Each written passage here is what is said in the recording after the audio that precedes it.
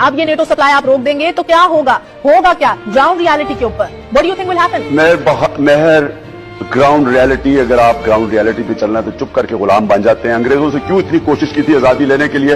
वो बेहतर वो कम से कम गवर्नेंस सिस्टम इससे बेहतर था, हालात तो बेहतर थे, ट्रेनें चलती थी, यूनिवर्सिटीज बेहतर थी, तालीमी निजाम बेहतर था, लॉ एंड ऑर्डर बेहतर था, करप्शन नहीं थी।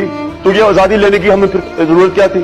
फिर जमीनी काय करके हाथ खड़े करके कहें जी आपके हम गुलाम है, जो करना कर लें। आप फैसला कर ले, फिर क्या कहना है? या तो आप फैसला करें कि आप एक आजाद मुल्क की तरह रहना चाहते हैं, खुददार मुल्क, एक बाइज्जत मुल्क, या ये बेशर्मी की तरह जिल्लत उठानी पड़ती है, वहां से हर दूसरे दिन गोरा आगे झाड़ा देके चला जाता है और डू मोर करके जाता है कि और अपने लोगों को मारो। ये कोई जिंदगी है?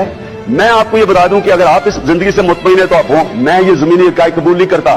मैं वो पाकिस्तानी हूं जो पहली जनरेशन थी एक आजाद पाकिस्तान में पैदा हुआ था।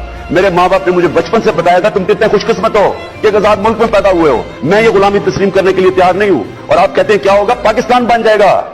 जिस दिन हम आजाद मुल्क बन के रहेंगे, हम कौम बन जाएंगे। नाज़रीन, जो इमरान खान ने कहा इसके बारे कमेंट्स में अपनी राय का इजहार जरूर कीजिएगा। हम आपको वसीम बादामी की गुफ्तगू सुनाते हैं। वसीम बादामी ने इंडियन एंकर्स की तरह उनकी कॉपी करते हुए एक तजिया पेश किया है। बहुत ही फन और बहुत ही मजाक के अंदर तजिया पेश किया है। सीज फायर क्यों कराई गई है? अमेरिका ने इंडिया और पाकिस्तान के दरमियान सीज फायर क्यों कराई? इस पे वसीम बादामी ने तजिया पेश किया और बहुत ही फन और मजाक के अंदर किया है और बहुत ही जबरदस्त अंदाज में चंद ही मिनट्स के अंदर वसीम बादामी ने बहुत ही हकीकत के करीब तक बात कह दी है। हम आपको ये गुफ्तगू सुनाते हैं। बता दूं कि ये मैं ये इंडियन मीडिया के करता हूँ। ख़वातीन हज़रात, ताज़ा तरीन इत्तलात के मुताबिक हम आपको बता रहे हैं कि अमेरिका ने असल में सीज फायर क्यों करवाया। बात यह है कि अमेरिका का थिंक टैंक इस मामले में बैठा और उन्होंने पिछले 72 घंटों में होने वाली पेशरफ्त का जायजा लिया। तो सबसे पहले उन्होंने देखा कि इब्तदाई 24 घंटों में राफेल गिर गए और इन लोगों ने जो है वो राफेल बनाने वाले मुल्क यानी कि फ्रांस को जलील करवा दिया है। जब वो आगे बढ़े तो उन्होंने देखा कि इसराइल साख्ता ड्रोन गिर गए, तो उन्होंने देखा